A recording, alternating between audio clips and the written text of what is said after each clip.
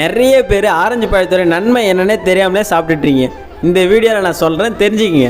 Orange பழத்தில் vitamin C அதிகமாக இருக்கிறதால இம்யூனிட்டி பவரை இன்க்ரீஸ் பண்ணி கொடுக்கும்.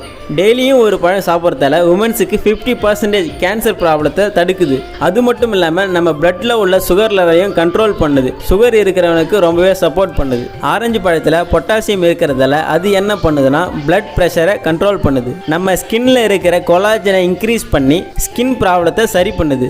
இதை நம்ம டெய்லியும் சாப்பிட்றதால நம்ம பாடியில் பேட் ஃபேட்டை குறைச்சி நம்ம ஹார்ட்டுக்கு நல்லதான். அது மட்டும் இல்லாமல் சம்மர் சீசனில் நிறைய பேருக்கு மஞ்சள் காமாலை, டைபாய்டு இந்த மாதிரி டிசீஸ்லாம் கண்ட்ரோல் பண்ணுது. முக்கியமாக நீங்கள் வெயிட் லாஸ் பண்ணணும்னு நினச்சிங்கன்னா இந்த ஆரஞ்சு பழத்தை டெய்லியும் எடுத்துக்கலாம்.